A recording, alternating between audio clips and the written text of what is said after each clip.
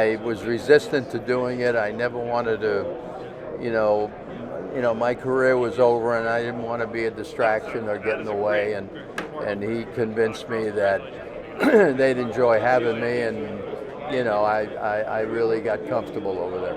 Joe, Roger, former Expos French broadcaster. Oh, hey Roger, how How's are it you? going? Good. Good. Question for you. You talked about tradition. You have the Francona family. You played against one, and now his son with 2,000 wins. I played with one. I played with his You dad. played with him, and with Claude Raymond. And Claude Raymond, right. How do you see a Francona family like that? What does it mean for you? You care so much for tradition. I do. I mean, I texted Terry, and I guess I got to know Terry because I played with his dad in Atlanta, actually in Atlanta here in the middle 60s. He's a good kid, and I'm really happy for him. I wasn't happy for him when he beat us managing the Red Sox. But the interesting part about it, we'd play the Red Sox those 18, 19 games a year, and usually when a series was over, I'd either pick up the phone or he would and say, boy, I'm glad this crap's over for another 6 weeks. It was, it's a game of baseball. Don't take it personal, but, we're going to beat your brains out. Could you just leave a message to Claude Raymond? His health is Oh, really? I'm sorry to hear that. Would you just leave a message? Well, Frenchie, you've always been a breath of fresh air for me. You taught me a lot. You never did teach me French. I took it in school, but I couldn't get any better. But you were always the same guy, and I'm proud to say you're a friend. Thanks a lot. Thank you. Joe, big fan. Give me your top three favorite baseball movies. Movies? Movies, all time. Give me three. Oh, God. Well, what are let me see. I like Your three, whatever. Kevin Costner. I like Field of Dreams. Can't help that. And what else do I like? I like Bull Durham. Okay. I like Bull Durham. And then, of course, Gary Cooper.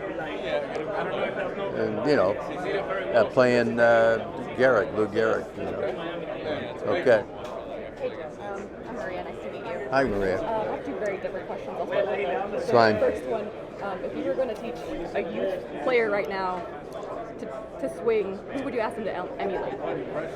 Oh, who would I ask him to emulate? Well, it's work hard. Yeah, it's have fun, but understand that takes a lot of practice. And guys like Aaron Judge, who I got to know him over the last few years.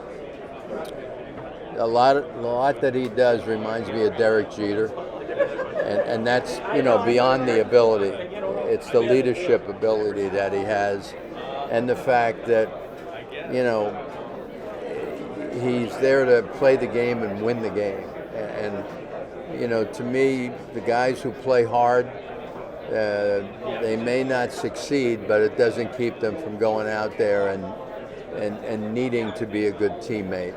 That to me is probably the most important thing, is to have the players understand that we can't go through life alone. So we need each other, and a good teammate is to me is golden. And on a different note, in your position in the commissioner's office, what's the level of concern about the impact of gambling on the sport, the death threats that players are seeing? I'm really not in the commissioner's office anymore. I haven't been there for several years. I just do some stuff, for Rob. If he can't be two places at one time, I go to the other place.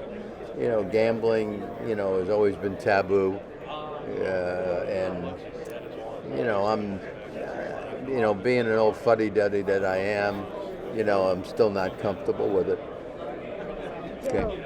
How's the All-Star games changed since when you were playing right now? Well, I think they changed. Well, first off, my first All-Star game in 1963 in Cleveland, I was the third string catcher. I walked in and there was a piece of tape over my locker with my name written on it.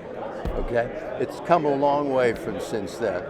It's become, it's a show place, and I think it's great. I mean, the players, baseball, you just went out and played every day. You never got recognition maybe that other sports had.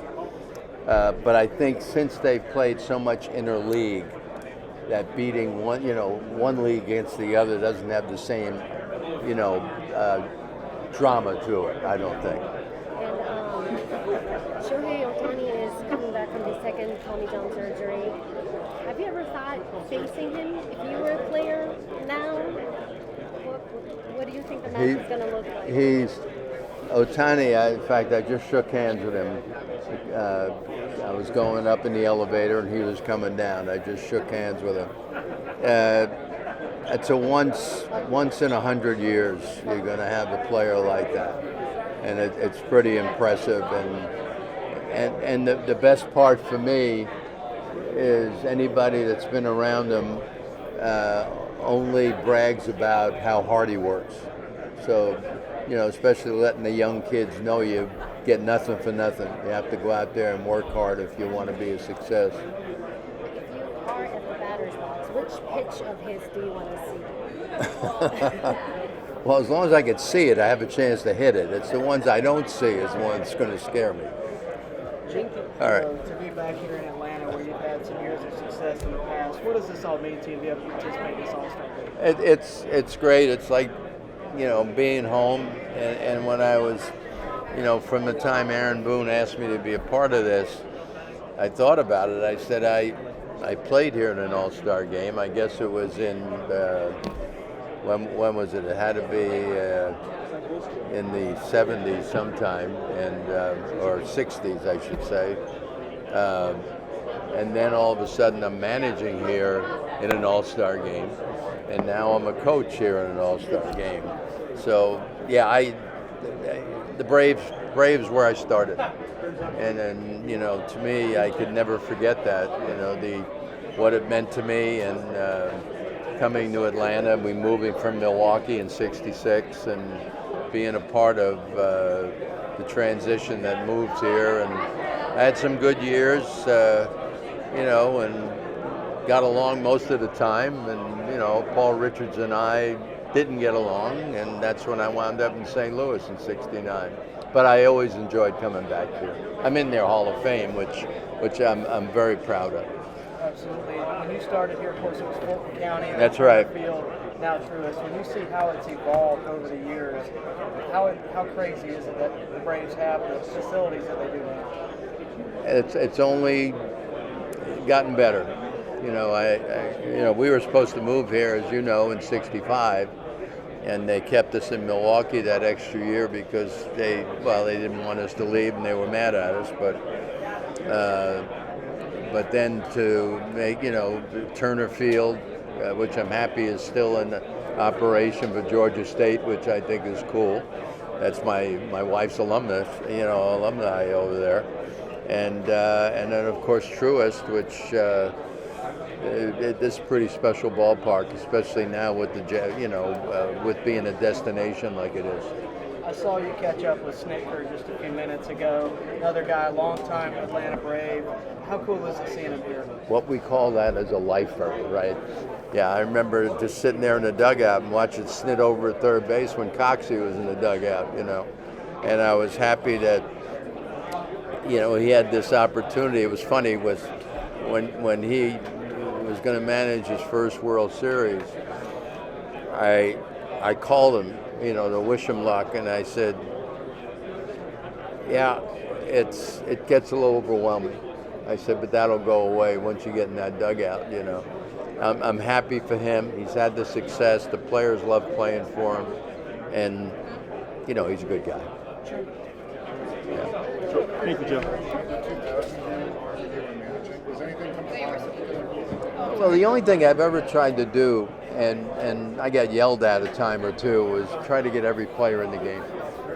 And we won all the games except the one we tied, and that was sad for me because happened to be in Milwaukee and Bud Selig's hometown, but it was unfortunate.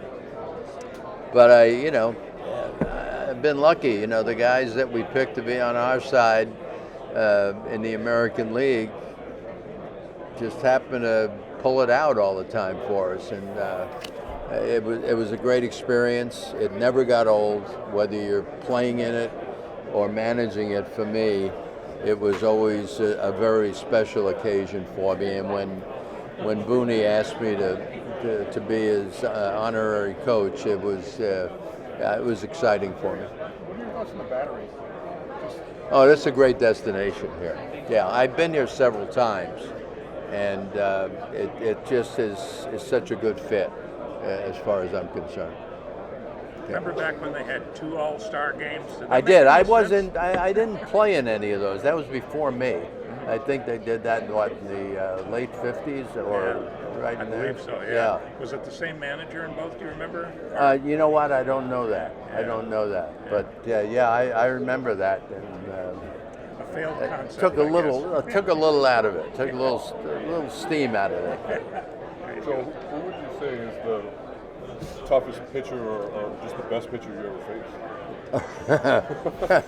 When you're talking about Koufax and Drysdale and Gibson, take those guys in for size, but it was always a challenge. I know I think I hit 1 home run off Gibson and maybe 1 off Sandy, but it had nothing to do with the final score. That's all I could tell you. They were the best I ever faced. And just for you, obviously you're one of the most iconic managers in the sport, but for you, who were some of your favorite managers and who did you enjoy competing against? Well, I enjoyed competing against La Russa. It was always fun, and Lou Piniella. And, I got Sparky a little bit. And the thing about Sparky, which was really cool, he'd always find a way to teach me something.